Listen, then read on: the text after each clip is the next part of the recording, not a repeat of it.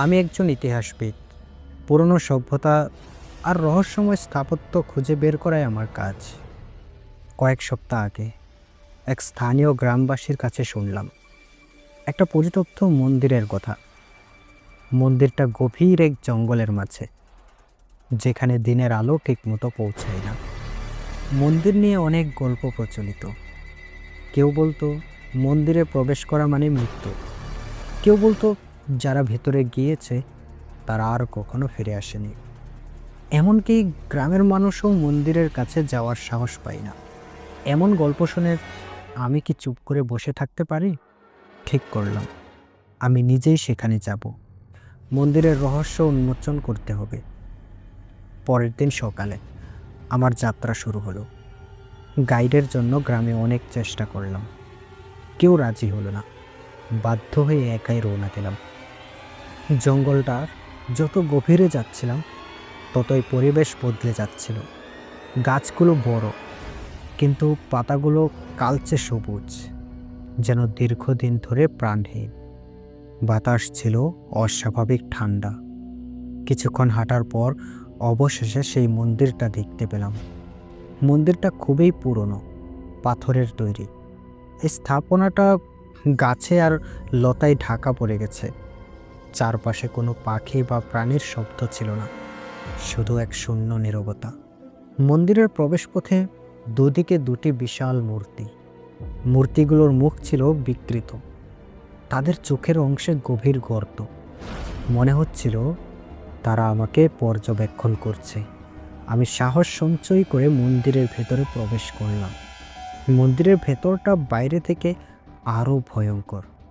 দেয়ালে অদ্ভুত খোদাই, যা যেন কারো দুঃস্বপ্ন থেকে নেওয়া। দেবদেবীর মূর্তির বদলে সেখানে আঁকা ছিল মানুষ আর অজানা প্রাণীর লড়াইয়ের দৃশ্য। হঠাৎ একটা ঠান্ডা হাওয়া আমার গায়ে বয়ে গেল। মন্দিরের ভেতর থেকে একটা মৃদু সুর শোনা যাচ্ছিল। প্রথমে মনে হলো বাতাসের শব্দ, কিন্তু কান পেতে শুনতেই বুঝলাম সেটা কারো প্রাচীন মন্ত্রের মতো গুঞ্জন। আমি শব্দ অনুসরণ করে মন্দিরের গভীরে এগিয়ে গেলাম। হাঁটতে হাঁটতে বুঝলাম মন্দিরটা একটা গোলকধারার মতো। প্রতিটা মোড়ে এক নতুন করিডোর নিয়ে যায়। দেয়ালের প্রতিটা চিহ্ন আমাকে ভয়ঙ্করভাবে শিহরিত করছিল। মন্দিরের কেন্দ্রে একটা বড় ঘর। ঘরের মাঝখানে একটা কালো পাথরের বেদি। বেদির উপর রাখা একটা ধূলি মলিন বাক্স। বাক্সটার গায়ে লেখা ছিল প্রাচীন কোনো ভাষায় কিছু কথা। আমি ভাষাটা বুঝতে পারছিলাম না, কিন্তু তাতে আঁকা চিহ্নগুলো দেখে মনে হচ্ছিল সেটা কোনো শিলমোহর। আমি বাক্সটা ধরতে যাব, তখনই পেছনে ভারী পথ শব্দ শুনলাম। প্রথমে ভাবলাম হয়তো এটা আমার কল্পনা, কিন্তু শব্দটা ক্রমশ কাছে আসছিল। আমি পিছনে তাকালাম। পিছনে তাকিয়ে দেখি করিডোরের অন্ধকার থেকে একটা ছায়া বেরিয়ে আসছে। ছায়াটা প্রথমে স্পষ্ট ছিল, কিন্তু যত কাছে আসছিল ততই সেটা পরিষ্কার হয়ে যাচ্ছিল। সেটা মানুষের আকৃতি হলেও তার চোখ দুটো ঝলঝল করছিল, আগুনের মতো লাল। আমি জমে গিয়েছিলাম, আমার হাত পা নড়ানোর শক্তি হারিয়ে ফেললাম। ছায়াটা ধীরে ধীরে আমার দিকে এগিয়ে আসছিল। তার পদক্ষেপে মন্দিরের পাথরের মেঝে কাঁপছিল।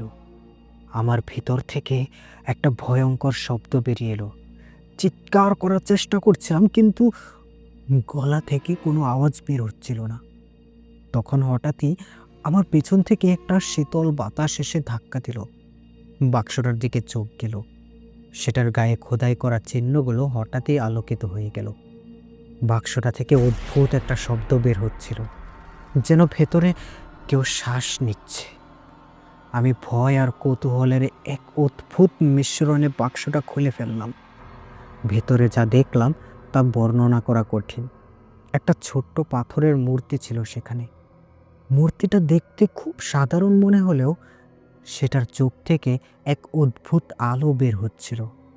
মূর্তিটা আমার দিকে তাকিয়েছিল, যেন সেটা জীবন্ত। ঠিক তখনই ছায়াটা হঠাৎ থেমে গেল। তার চোখ মূর্তিটার দিকে স্থির হয়ে গেল, যেন মূর্তিটার উপস্থিতি তাকে থামিয়ে দিয়েছে। আমি বুঝতে পারলাম এই মূর্তির ভেতরেই মন্দিরের শক্তি লুকিয়ে আছে। কিন্তু মূর্তিটা যেন আমাকে একটা নির্দেশ দিচ্ছিল, এটা নিয়ে এখান থেকে পালাও। আমি মূর্তিটা হাতে নিয়ে দ্রুত পেছনের পথ ধরে দৌড়ে বের হলাম। কিন্তু মন্দিরটা যেন আমাকে যেতে দিচ্ছিল না। প্রতিটা করিডোর নতুন পথে নিয়ে যাচ্ছিল। প্রতিটা দেয়াল থেকে বিকট কান্না আর গর্জন শোনা যাচ্ছিল। একসময় আমি মন্দিরের মূল দরজার কাছে পৌঁছালাম। দরজাটা নিজে থেকেই ধীরে ধীরে বন্ধ হয়ে যাচ্ছিল। আমি শেষ শক্তি দিয়ে দরজার বাইরে লাফ দিলাম। বাইরে এসে দেখি চারপাশে ঘন কালো মেঘ জমে আছে, গাছগুলো বিকৃত হয়ে আছে, আর পাখিরা চিৎকার করতে করতে উড়ে যাচ্ছে। পিছনে মন্দিরের দিকে তাকিয়ে দেখি মন্দিরের পুরো গায়ে কালো ধোঁয়া বের হচ্ছে। মূর্তিটা আমার হাতে ছিল, কিন্তু সেটা হঠাৎ এতটাই গরম হয়ে গেল যে আমি সেটা ছেড়ে দিতে বাধ্য হলাম। মূর্তিটা যখন মাটিতে পড়ল, তখনই চারপাশে কেমন যেন একটা অদ্ভুত নিস্তব্ধতা নেমে এলো। কালো ধোঁয়া মন্দিরটাকে ঢেকে দিয়েছিল। আমি ভাবলাম সব শেষ। কিন্তু ঠিক সেই মুহূর্তে জঙ্গলের মাটি কেঁপে উঠল। মন্দিরের ভেতর থেকে একটা বিকট গর্জন শোনা গেল, যেন হাজারো কণ্ঠ একসঙ্গে চিৎকার করছে। আমি আতঙ্কে পিছিয়ে যাচ্ছিলাম, কিন্তু হঠাৎ দেখি মন্দিরের ধ্বংসস্তূপের মাঝখানে এক বিকট ছায়ামূর্তি ধীরে ধীরে ভেসে উঠছে। তার দৈর্ঘ্য বিশাল, যেন পুরো আকাশ ঢেকে ফেলবে। তার চোখ জ্বলছিল আগুনের মতো। সে আমার দিকে তাকিয়ে অদ্ভুত একটা ভাষায় কিছু বলতে লাগলো। আমার শরীর অবশ হয়ে গিয়েছিল। আমি বুঝতে পারছিলাম না সে কি বলছে, কিন্তু আমার মাথার ভেতরে তার প্রতিটা শব্দ প্রতিধ্বনিত হচ্ছিল, আর সেটা ভয়ানকভাবে কষ্ট দিচ্ছিল। হঠাৎ আমি লক্ষ্য করলাম সেই মূর্তির ভাঙা টুকরোগুলো ধীরে ধীরে মাটির থেকে ভেসে উঠে একত্রিত হচ্ছে। মূর্তিটা আবার সম্পূর্ণ হয়ে গেল, কিন্তু এবার সেটা আমার সামনে ভাসতে লাগলো। তার চোখ জ্বলজ্বল করছিল, আর সেটার চারপাশে অন্ধকার ধোঁয়া পাক খাচ্ছিল। তখনই বুঝলাম আমি ভুল করেছিলাম। এই মূর্তি ধ্বংস করার কোনো উপায় ছিল না, বরং এটাকে খুলে আমি নিজেই মন্দিরের শক্তিকে মুক্ত করে দিয়েছি। মূর্তিটা হঠাৎ আমার দিকে ছুটে এলো। আমি দৌড়ানোর চেষ্টা করলাম, কিন্তু শরীর যেন মাটির সঙ্গে আটকে গিয়েছিল। মূর্তিটা আমার শরীরের উপর ভর করলো, আর আমি অনুভব করলাম যেন আমার ভেতরে কিছু প্রবেশ করছে। চারপাশে কালো ধোঁয়া আর গর্জন কানে এলো। আমার চোখ অন্ধকারে ঢেকে গেল, আর আমার ভেতরে এক দানবীয় কণ্ঠ বলে উঠল, তুমি আমাদের নতুন বাহক। এখন থেকে এই মন্দিরের অভিশাপ তোমার মধ্যেই থাকবে। আমি জ্ঞান হারিয়ে ফেললাম। যখন জ্ঞান ফিরল, তখন নিজেকে সেই গ্রামের পাশে একটা মাঠে আবিষ্কার করলাম। গ্রামের লোকেরা আমাকে ঘিরে রেখেছিল, তাদের চোখে ভয়। আমি কিছু বলতে গিয়েও থেমে গেলাম, কারণ আমার কণ্ঠ পরিবর্তন হয়ে গিয়েছিল, গভীর আর বিকট। আমি আয়নায় নিজের চেহারা দেখতে চাইলাম। এক গ্রামবাসী আমাকে একটা আয়না দিল। আমার চোখে আগুনের মতো লাল আলো জ্বলছিল, আর আমার মুখে বিকৃত একটা হাসির। গ্রামের লোকেরা পালিয়ে গেল।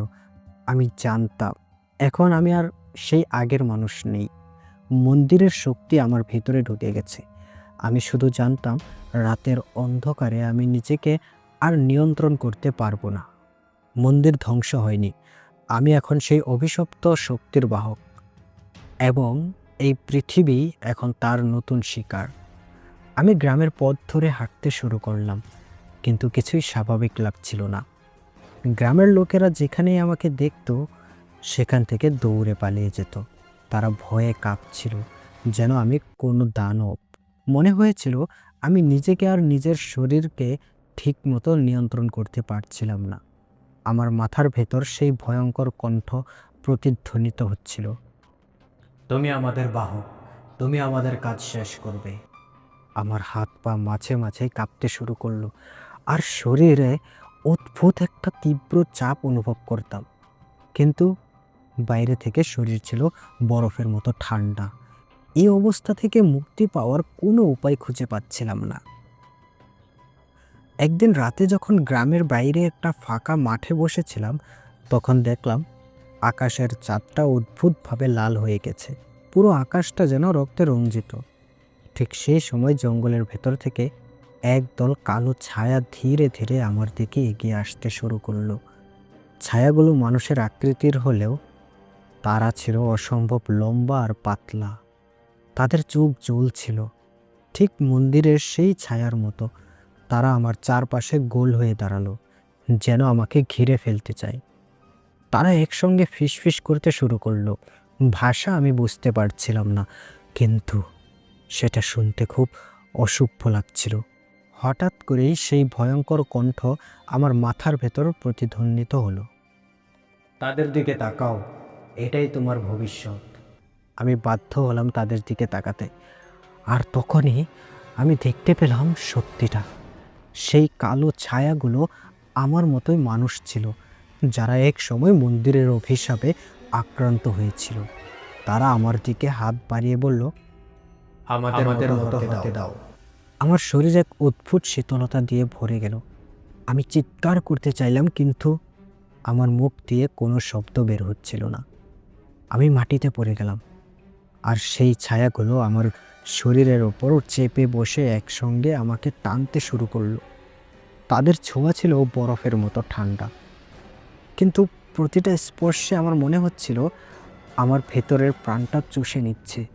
সেই সময় আমার মাথায় একটাই চিন্তা এলো, এভাবে আমি শেষ হতে পারি না, আমাকে লড়াই করতে হবে। আমি অদ্ভুতভাবে এক ঝাঁকুনি দিয়ে নিজেকে তাদের থেকে মুক্ত করলাম। তাদের ফিসফিসানি তীক্ষ্ণ চিৎকার পরিণত হলো। আমি দ্রুত দৌড়ে জঙ্গলের ভেতরে ঢুকে পড়লাম, কিন্তু জঙ্গলটা পাল্টে গিয়েছিল। গাছগুলো আরও ঘন, আরও বিকৃত হয়ে গিয়েছিল। প্রতিটা গাছের ডালপালা যেন মানুষের হাতের মতো হয়ে উঠেছিল, যা আমাকে টেনে ধরার চেষ্টা করছিল। আমি দৌড়াতে দৌড়াতে দেখতে পেলাম একটা সরু আলোর রেখা অনেক দূরে জ্বলছে। মনে হলো সেটা হয়তো মুক্তির পথ। আমি প্রাণপণে সেই আলোর দিকে ছুটলাম। আমি সেই সরু আলোর রেখার দিকে দৌড়াচ্ছিলাম, কিন্তু যতই এগোচ্ছিলাম ততই মনে হচ্ছিল আলোটা যেন আরও দূরে সরে যাচ্ছে। আমার শরীর তখন এত ক্লান্ত হয়ে পড়েছিল যে মনে হচ্ছিল আমি আর এক পাও সামনে ফেলতে পারবো না। কিন্তু পিছন থেকে সেই ফিসফিসানি আর বিকট ছায়াগুলোর গর্জন আমাকে থামতে দিচ্ছিল না। একসময় সেই আলোটা হঠাৎ করে নিভে গেল, চারপাশে পুরোপুরি অন্ধকারে ঢেকে গেল। আমি দম আটকে দাঁড়িয়ে রইলাম। অন্ধকারে আমার হাতের কাছেও কিছু দেখা যাচ্ছিল না, কিন্তু আমার শরীরের প্রতিটা রোম খুব বলে দিচ্ছিল আমি একা নই। তখনই শুনতে পেলাম পেছনে হালকা পায়ের শব্দ। সেই শব্দগুলো একসঙ্গে অগণিত। আমার শ্বাস ভারী হয়ে উঠল। পেছনে তাকানোর সাহস হচ্ছিল না, কিন্তু সেই ফিসফিসানি ক্রমশ জোরে হতে লাগলো, আর পায়ের শব্দগুলো আমার দিকে এগিয়ে আসছিল। আমি অবশেষে পেছনে তাকালাম। অন্ধকারের মাঝ থেকে একজোড়া চোখ জ্বলজ্বল করে উঠল, কিন্তু সেটা কোনো মানুষের চোখ ছিল না। তার পেছন থেকে আরও অসংখ্য চোখ জ্বলে উঠল। তারা সবাই আমাকে দেখছিল। তাদের চেহারা কেমন তা অন্ধকারে পরিষ্কার বুঝতে পারছিলাম না, কিন্তু আমার মনে হচ্ছিল তারা মানুষ আর পশুর মাঝামাঝি কিছু। তাদের দাঁতগুলো তীক্ষ্ণ, আর তারা আমাকে একসঙ্গে বলল, তুমি আমাদের নিয়ে এসেছো, তুমি মুক্তি পাবে না। আমি পিছিয়ে গেলাম, কিন্তু হঠাৎ আমার পেছনের মাটি ভেঙে পড়ল। আমি গভীর কোনো খাদে পড়ে যাচ্ছিলাম। চারপাশে শুধু কালো অন্ধকার আর বাতাসের শো শো শব্দ। আমার শরীর নিচে পড়ছিল, কিন্তু কোনো মাটি বা তল পাওয়া যাচ্ছিল না। হঠাৎ আমি মাটিতে আছড়ে পড়লাম। তীব্র ব্যথায় আমার দেহটা অবশ হয়ে গেল, কিন্তু তখনই দেখলাম আমি সেই মন্দিরের কোনো এক অজানা কক্ষে পড়ে আছি। সেই জায়গাটা মন্দিরের চেয়ে অদ্ভুত। দেয়ালের গায়ে অসংখ্য খোদাই, কিন্তু এবার সেগুলো নড়তে শুরু করলো। দেয়াল থেকে বেরিয়ে আসা সাপের মতো চিহ্নগুলো একসঙ্গে আমার দিকে এগিয়ে আসছিল। তারা আমাকে ছুঁতে চাইল। আমি হাত পা ছুঁড়ে নিজেকে বাঁচানোর চেষ্টা করলাম, কিন্তু তখনই দেখতে পেলাম দেয়ালের মাঝখানে একটা বিশাল দরজা। দরজার উপরে একটা লেখার খোদাই ছিল। আমি ভাষাটা চিনতে পারছিলাম না, কিন্তু সেটা আমার মাথার ভেতরে নিচে থেকেই অনুভূত হয়ে গেল। যদি তুমি এই দরজা খুলে ফেলো, তাহলে মন্দিরের সত্যিকারের রক্ষক জাগ্রত হবে। আমার পায়ের নিচের মাটি তখন ক্রমশ নড়বড়ে হয়ে যাচ্ছিল। আমার সামনে ছিল দুইটা পথ। আমি যদি দরজাটা খুলে ফেলি তাহলে কিছু ভয়ঙ্কর হতে পারে, কিন্তু সেটা না খুললে এই ভয়ানক অবস্থার কোনো শেষ নেই। আমি কোনোভাবে উঠে দাঁড়ালাম। সারা শরীর শিউরে উঠছিল, কিন্তু আমি দরজার দিকে এগিয়ে গেলাম। দরজার গায়ে হাত রাখতেই একটা শীতলতা আমার পুরো শরীরে ছড়িয়ে পড়ল। দরজাটা হালকা শব্দ করে খুলতে শুরু করলো। দরজাটা ধীরে ধীরে খুলতে শুরু করলো। ভেতর থেকে বের হলো একটা গাঢ় কালো ধোঁয়া, যা চারপাশে ছড়িয়ে পড়তে লাগলো। ধোঁয়ার ভেতরে থেকে একটা বিকট গর্জন শোনা গেল, যেন মন্দিরের ভিতর কোনো দৈত্য দীর্ঘকাল ঘুমিয়েছিল এবং এখন জেগে উঠেছে। আমি দরজার ভেতরে তাকালাম। সেখানে এক অন্ধকার ঘর, যার মেঝে ও দেয়াল রক্তমাখা ছিল। ঘরের ঠিক মাঝখানে একটা সিংহাসনের মতো কিছু ছিল, আর সিংহাসনে বসেছিল একটা অদ্ভুত আকৃতির মূর্তি। মূর্তিটার শরীর মানুষের মতো হলেও মাথা ছিল কোনো জানোয়ারের। তার চোখে আগুনের মতো লাল আলো জ্বলছিল। মূর্তিটার চারপাশে ছোট্ট ছোট্ট কালো ছায়া ঘুরে বেড়াচ্ছিল। ছায়াগুলো ঠিক মানুষের আকৃতির, কিন্তু তাদের শরীরে কোনো সুনির্দিষ্ট রূপ ছিল না। আমি মন্ত্রমুগ্ধের মতো মূর্তিটার দিকে এগিয়ে গেলাম। আমার মাথার ভেতরে আবার সেই কণ্ঠস্বর প্রতিধ্বনিত হলো। তুমি আমাদের দরজা খুলে দিয়েছো, এখন তুমি আমাদের সেবক হবে। আমি থেমে যেতে চাইলাম, কিন্তু পা চলতেই থাকলো, যেন আমার শরীরের উপর আমার আর কোনো নিয়ন্ত্রণ ছিল না। মূর্তিটার চোখ হঠাৎ আমার দিকে স্থির হয়ে গেল। সেই দৃষ্টি আমার মাথার ভেতর তীব্র ব্যথা তৈরি করলো। আমি মাটিতে পড়ে গেলাম। ঠিক সেই মুহূর্তে ঘরের দেয়ালগুলো নড়তে শুরু করলো। দেয়াল থেকে যেন হাজারো হাত বেরিয়ে এলো, যা আমাকে টেনে মূর্তিটার কাছে নিয়ে যেতে চাইছিল। আমি চিৎকার করতে চাইলাম, কিন্তু কোনো শব্দ বের হচ্ছিল না। মূর্তিটা উঠে দাঁড়ালো।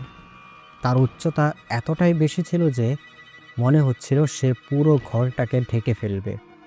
তার গলায় একটা ভারী মুদ্রা ঝুলছিল। সে আমার দিকে হাত বাড়ালো, আর আমার শরীর যেন বাতাসে উঠে গেল। আমি অনুভব করলাম তার হাত আমার কপালে ছুঁতে যাচ্ছে। আমার মাথার ভেতরে তীব্র একটা বিস্ফোরণের মতো শব্দ হলো। সেই কণ্ঠস্বর বলল, তুমি আমাদের বাহক, এখন থেকে আমাদের ইচ্ছাই তোমার ইচ্ছা। ঠিক তখনই ঘরের মেঝে ফেটে গেল, আর আমি বিশাল এক গর্তের দিকে পড়তে শুরু করলাম। চারপাশে কালো ছায়াগুলো বিকৃত মুখ নিয়ে চিৎকার করছিল। আমার শরীর ভারহীন হয়ে পড়েছিল, আর সেই গর্তের তলদেশে একটা আগুনের সাগর দেখতে পাচ্ছিলাম। আমি সেই আগুনের দিকে পড়তে পড়তে হঠাৎ থেমে গেলাম। কোনো এক অদৃশ্য শক্তি আমাকে বাতাসে ধরে রেখেছিল। তখনই বুঝতে পারলাম আমি আর মুক্ত নই, আমি সেই মন্দিরের অংশ হয়ে গেছি। আমার শরীর অদ্ভুতভাবে পরিবর্তিত হতে লাগলো। হাতগুলো লম্বা হয়ে গেল, চোখগুলো আগুনের মতো জ্বলতে শুরু করলো। আমার মুখ থেকে একটা অচেনা বিকট গর্জন বের হলো। তখন সেই কণ্ঠস্বর বলল, তুমি এখন আমাদের রক্ষক। এখন থেকে এই মন্দিরের দরজা তুমিই পাহারা দেবে, এবং যখন কেউ এই মন্দিরে প্রবেশ করবে, তুমি তাদের আত্মা শুষে নিবে। আমি একটা বিকৃতি হাসি দিয়ে দেখলাম আমার সামনে সেই দরজা আবার বন্ধ হয়ে যাচ্ছে। দরজাটা ধীরে ধীরে বন্ধ হয়ে গেল, কিন্তু আমার মাথার ভেতরে এক অদ্ভুত কণ্ঠস্বর বলল, তোমার কাজ শুরু হয়েছে। আমি নিজেকে নতুন করে দেখার চেষ্টা করছিলাম। আমার হাতগুলো বিকৃতি হয়ে গিয়েছিল। ত্বক ছিল পাথরের মতো শক্ত, আর আমার নখগুলো লম্বা। ধারালো হয়ে উঠেছিল। আমি মন্দিরের ঘুটঘুটে অন্ধকারে দাঁড়িয়েছিলাম, কিন্তু আমার দৃষ্টি ঠিকই সব দেখতে পাচ্ছিল। মন্দিরের প্রতিটা কোণা, প্রতিটা ফাটল, এমনকি দেয়ালের গায়ে থাকা খোদাইগুলোর মাঝখানেও আমি স্পষ্টভাবে দেখতে পাচ্ছিলাম আমার শরীর। আর মানুষের মতো ছিল না। এমনকি দেয়ালের গায়ে থাকা খোদাইগুলোর মাঝখানেও আমি স্পষ্ট দেখতে পাচ্ছিলাম আমার শরীর আর মানুষের মতো ছিল না। আমি এখন একটা অভিশপ্ত অস্তিত্ব। হঠাৎ আমি মন্দিরের বাইরে কিছু শব্দ শুনতে পেলাম। কয়েকজন অভিযাত্রী মন্দিরের দিকে এগিয়ে আসছিল। তাদের হাতে ছিল লণ্ঠন আর সরঞ্জাম।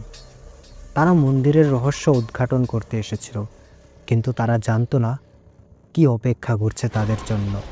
আমি বুঝতে পারছিলাম তাদের উপস্থিতি আমার ভেতরের সেই অভিশপ্ত শক্তিকে সক্রিয় করে দিচ্ছে। আমার মাথার ভেতরে সেই কণ্ঠস্বর আবার বলতে লাগলো, তাদের আত্মা শেষে নাও, তারা এখানে এসেই তোমার শিকার হয়েছে। আমি মন্দিরের দেয়ালের ভেতর দিয়ে চলতে শুরু করলাম। আমার নতুন ক্ষমতা আমাকে দেয়ালের গায়ে মিশে যেতে দিচ্ছিল। আমি দেখতে পেলাম সেই অভিযাত্রীরা মন্দিরের প্রধান হল রুমে ঢুকেছে। তারা একে অপরকে সতর্ক করতে লাগলো। সাবধান, এই মন্দির অভিশপ্ত হতে পারে, কিছু অদ্ভুত লাগছে। আমি তাদের চারপাশে ঘুরতে থাকলাম। তাদের লণ্ঠনের আলো যখনই মন্দিরের দেয়ালের খোদাইগুলোর উপর পড়ছিল, তখনই সেইগুলো কেমন যেন জীবন্ত হয়ে উঠেছিল। খোদাই থেকে ছোট্ট ছোট্ট ছায়াগুলো বের হয়ে তাদের চারপাশে ঘোরাফেরা করতে লাগলো। তাদের একজন হঠাৎই চিৎকার করে উঠল। সে মাটিতে পড়ে গিয়েছিল, আর তার গায়ে কালো ছায়াগুলো মিশে যাচ্ছিল। তার শরীরটা কাঁপছিল, আর মুহূর্তের মধ্যেই তার চোখ ফেটে গেল। মুখে বিকৃতি হাসি জমে রইল। আরেকজন চিৎকার করে বলল, ও ঈশ্বর, আমরা এখানে মরবো। আমি আর নিজেকে ধরে রাখতে পারলাম না। সেই কণ্ঠস্বর আমাকে বলল, তুমি এখন এই মন্দিরের রক্ষক, তাদের সবাইকে ধ্বংস করো। আমি ছায়ার মতো তাদের সামনে হাজির হলাম। তারা আমার চেহারা দেখে জমে গিয়েছিল। আমার আগুনের মতো চোখ আর বিকৃতি শরীর দেখে তাদের ভয়ে স্তব্ধ হয়ে যাওয়া স্পষ্ট বোঝা যাচ্ছিল। তারা পালানোর চেষ্টা করছিল, কিন্তু মন্দিরের দরজা নিজেরাই বন্ধ হয়ে গেল। আমি ধীরে ধীরে তাদের দিকে এগিয়ে গেলাম। তাদের আত্মার ভয় আর দুঃখ আমি অনুভব করছিলাম, কিন্তু আমার ভেতরের শক্তি আমাকে বাধ্য করছিল তাদের স্বীকার করতে। এক এক করে আমি তাদের আত্মা শুষে নিতে লাগলাম। প্রতিটা চিৎকার, প্রতিটা কান্না যেন আমার শক্তি বাড়িয়ে দিচ্ছিল। তাদের শরীরগুলো মাটিতে পড়ে থাকলো, আর তাদের আত্মাগুলো কালো ধোয়া হয়ে আমার ভেতরে প্রবেশ করলো। শেষ অভিযাত্রী যখন পড়ে গেল, তখন মন্দির আবার নিস্তব্ধ হয়ে গেল। কিন্তু আমি জানতাম এই শান্তি ক্ষণস্থায়ী। যতক্ষণ আমি আছি, এই মন্দির আর আত্মার জন্য অপেক্ষা করবে।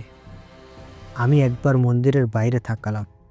সেই চাঁদ আবার রক্তমাখা হয়ে উঠেছে। আমার ভেতরের কণ্ঠস্বর ফিসফিস করে বলল, আরও আসবে, এবং তুমি অপেক্ষা করবে। মন্দিরের অভ্যন্তর আবার গভীর নীরবতায় ঢেকে গেল। কিন্তু সেই নীরবতা ছিল ভারী, যেন আকাশে ঝড় ওঠার আগের মুহূর্ত। আমি মন্দিরের এক কোণে দাঁড়িয়েছিলাম। আমার নতুন অস্তিত্বের প্রতিটি কোষ যেন উত্তেজনায় কাঁপছিল, আরও আত্মার অপেক্ষায়। হঠাৎ মন্দিরের দেয়ালের গায়ে থাকা সেই খোদাইগুলো থেকে আবার এক অদ্ভুত আলোর ঝলকানি শুরু হলো।